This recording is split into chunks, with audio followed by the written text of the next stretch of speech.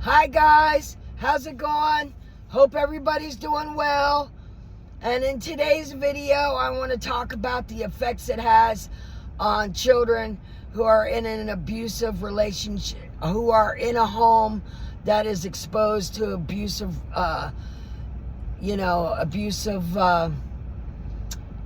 trauma. So if mom's being hit or dad's being the abuser or whatever, and they're not directly harmed, it still impacts them. And in this video, I'm going to address the signs and the tips on how they can, overcome those signs and become a successful person moving forward into their adult life. So for those, I hope you will like and subscribe. If you like this content, please do. And if you need to reach out, you can reach me at Lives Healing.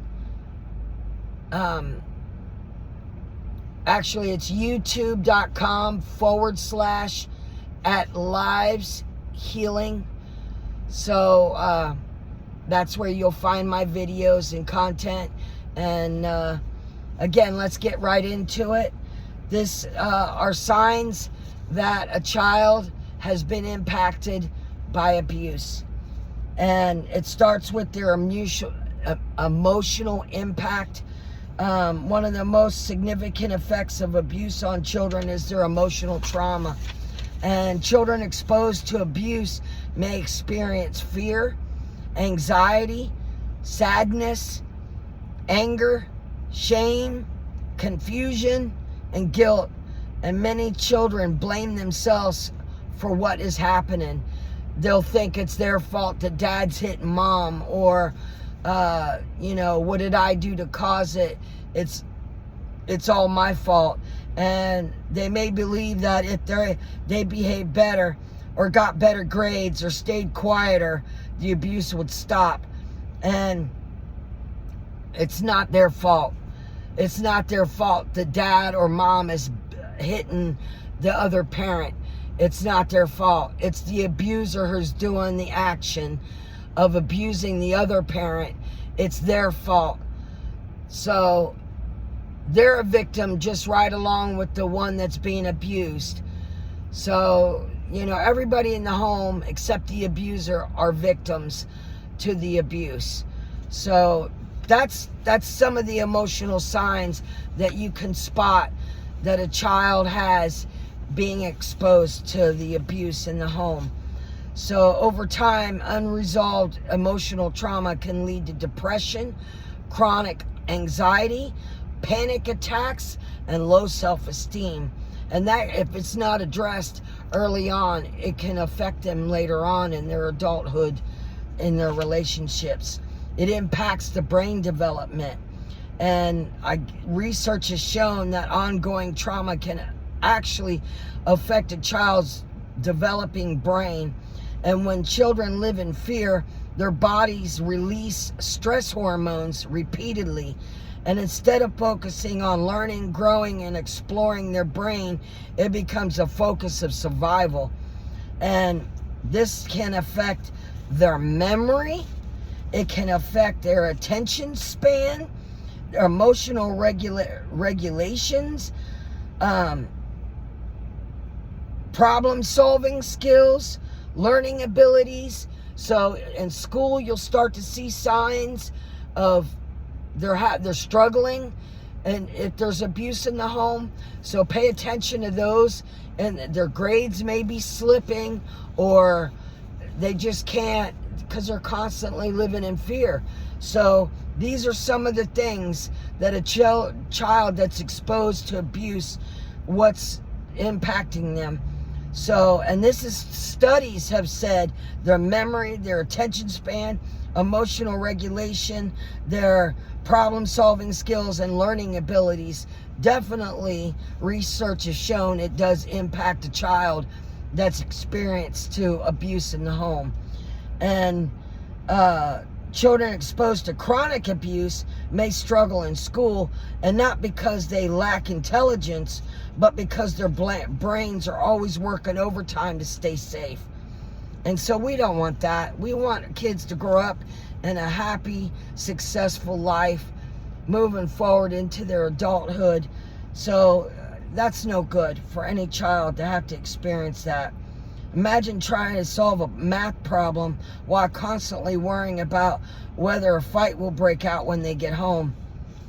That's no good. And their behavioral changes, this is for children exposed to abuse in the home. Their behavioral changes, abuse often shows itself through changes in their behavior. So some children become withdrawn, quiet. These are signs that you can pick up as a parent that's also being victimized, that your child's struggling because of the abuse in the home. They may avoid social situations and isolate themselves from others. That's what I did. That's what I did when I was a kid and I was being abused. That's what I did. I didn't have very many friends. I isolated myself. It was very difficult,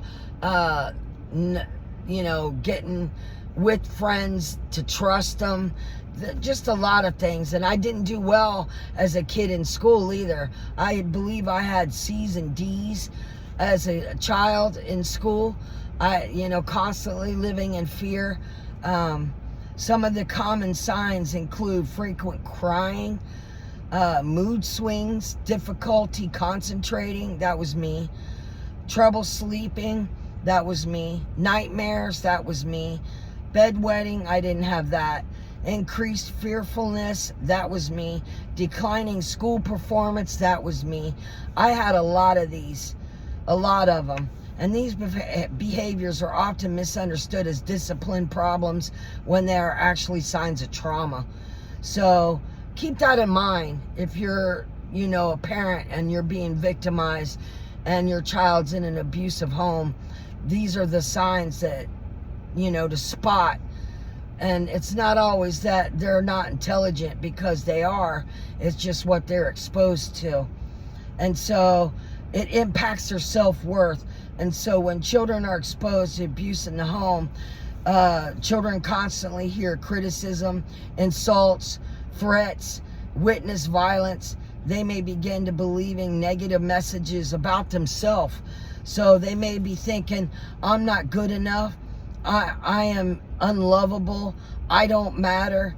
I deserve bad things. I felt a lot of these. So these beliefs can become deeply rooted and follow them into adulthood. And a child growing up feels worthless, may struggle with healthy relationship boundaries and self-confidence later on in life. And this was me. This is why I suffered over 5 decades of abuse, going from one bad relationship to another. And it really impacted me starting from my childhood. And so please be aware of these signs. And if, I'm putting out a lot of information. Just if you have to rewatch this video, please do. And I'll outline them, in the video once you rewatch it. And then social relationships is a challenge for them. Children learn about relationships by watching what the adults around them, because children are very vulnerable at this stage and they follow what mom and dad do. And if they're watching dad hit mom, or let's say they don't even see dad hit mom and all they hear is the crying or the slapping of another person, that impacts them. Because that's what happened to me. I didn't physically see my father abuse my mom. I heard it. So, it does, and then there were things he did to me as a kid, that, growing up impacted me later on into my adulthood. But when abuse is present, children may receive unhealthy messages about love and relationships. They may begin to believe that love involves control. Anger leads to violence. Fear is normal in relationships, and abuse is something to tolerate. And these are the things that's being instilled in your child or children if they're exposed to abuse in the home. Children become fearful of trusting others. Others may struggle to develop healthy friendships because they're never learning what healthy relationships look like. So breaking this cycle requires education, support, positive role models, and physical health effects. Man, I'm telling you, I had a lot of this too. Impacts the abuse. The impact of abuse is not only emotional on children, it can become physical. And children exposed to trauma on a daily, they can get headaches. I had migraines growing up all the time. They get headaches, stomach aches, fatigue, sleep disturbances, weakening in immune systems. And studies have shown that adverse childhood experiences can increase the risk of serious health conditions later in life, including heart disease, substance abuse disorder, and chronic health problems. And I've got 2 of those. And I have heart disease. I'm a 5-time heart patient. I've had 5 heart attacks. And I'm still here because I have a purpose to help victims who are experiencing what I went through for over 5 decades. And if I can help somebody, I'm here to help you, and you're loved and you're worthy, and no one has the right to put their hands on you. Never, never, ever. And so know that I care about you guys. I really do. So, and I did have a substance abuse problem. Mine was marijuana. I used marijuana in the 70s, the 80s, the 90s, in 2000, and I quit March 17th, 2026. This year, I quit all of it. And I've been clean ever since. I haven't picked it up. I haven't touched it. And it was an addiction in my mind. It was a physical addiction that I had in my mind. Well, also an emotional addiction. But I had to have it. And then I suffer from anxiety as well. So it's no good. It's no good. So... And then too, when the child's experience abuse in the home, there's academic challenges like I already addressed. You'll see effects of the abuse in their struggles with concentration, memory retention, completing assignments, attendance, participation. They'll be withdrawn. They're not going to want to, put their 2 cents in anything. They'll isolate themselves. Teachers may notice sudden drops in grades or changes in behavior. These are all signs that you see your child struggling or children struggling with abuse in the home. But a child dealing with trauma needs support, not judgment. So don't say, oh, you're not doing good. What the hell's wrong with you? Why aren't you doing it? It's probably something going on in the home. Because kids are very vulnerable to what they see in life, and what they're exposed to around and with their parents. And but the next thing is increased risk of substance abuse, and it can occur when exposing to abuse in the home. A child growing older, unresolved trauma can sometimes lead to unhealthy coping mechanisms, and this was me. I dealt with that. Some turn to alcohol or drugs to numb emotional pain. Others may engage in risky behavior in an attempt to escape feeling of fear, sadness, or worthlessness. That was me on the smoking the marijuana. It was escape from being told you're not worthy, it's your fault, you did that. It was just over years having somebody tell you you're not good enough, you're not worthy, something's wrong with you, no one's gonna love you but me, just things like that over and over, and then being hit on, the violence, it's not good. So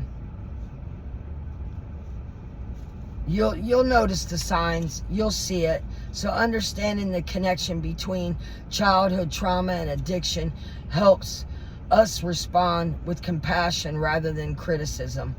And then spiritual impact. For many children abused can also affect their spiritual belief. Children may ask difficult questions such as, why did this happen to me? Does anyone care?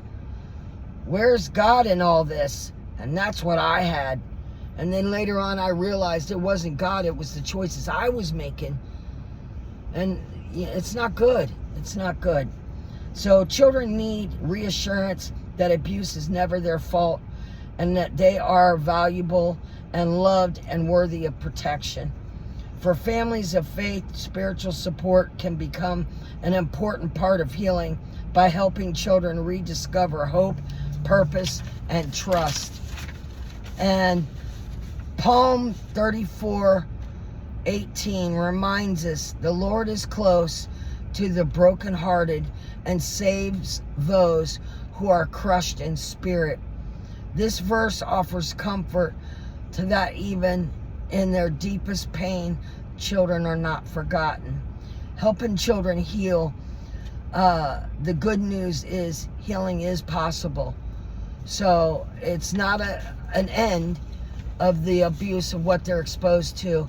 It's possible they can heal through the right steps in beginning healing them.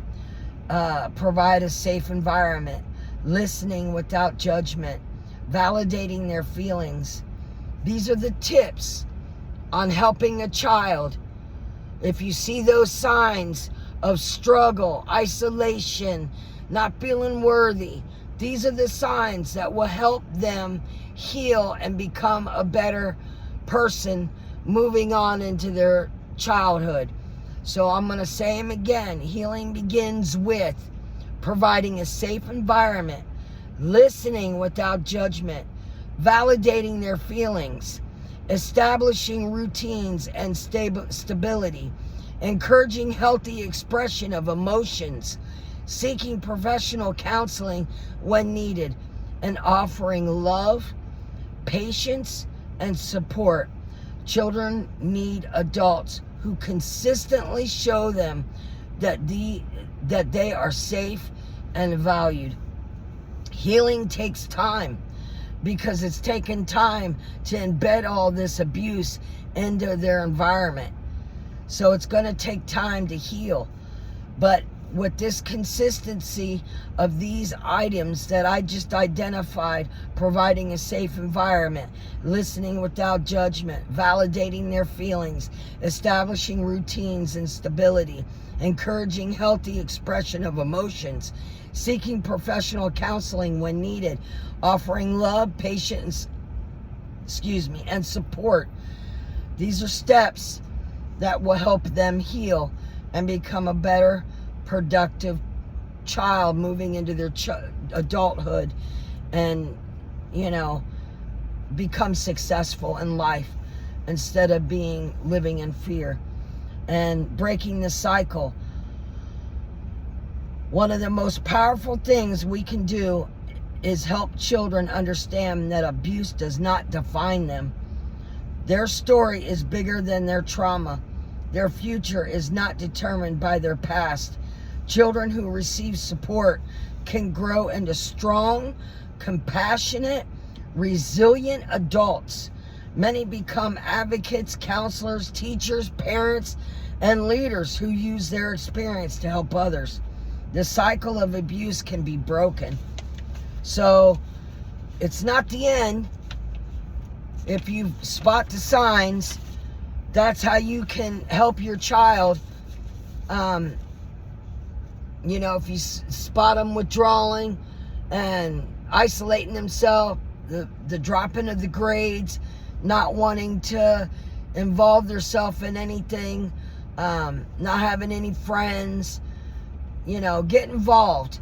Get involved. I know, you're going through a lot because you're being victimized by your partner, but if you spot signs of your child experiencing what you're experiencing, the withdrawals, feeling unworthy, your child's probably feeling it too. So children exposed to abuse are not merely witnesses, they are victims of traumas themselves, but healing is possible. Every child deserves to grow up in a home filled with safety, love, respect, and encouragement. When we recognize the signs of trauma, offer support, provide hope, and we help children move from survival to thriving. And let us commit ourselves to protecting children, listening to their voices, creating environments where they can heal, grow, and discover their truth of worthiness. So I hope this helped you. Of any person that is experiencing domestic violence in the home, and you have children and they're being, maybe not directly harmed, but they see mom or dad or someone that's being victimized, they see the bruises or they see the hurt, living in fear, they feel it too. They feel every bit of it. And if they're babies, the babies feel it too. They feel it from mom. They feel it. So I hope that this information helped you. The signs that I pointed out of the trauma that you see in children that are exposed to abuse in the home. And then I hope that the tips of what you could do to help them overcome those living in trauma, living in fear, not feeling worthy, thinking it's their fault that why you're being hit or blamed or abused. I hope that this information helped you. And if it did, please like, subscribe. I have more content coming out.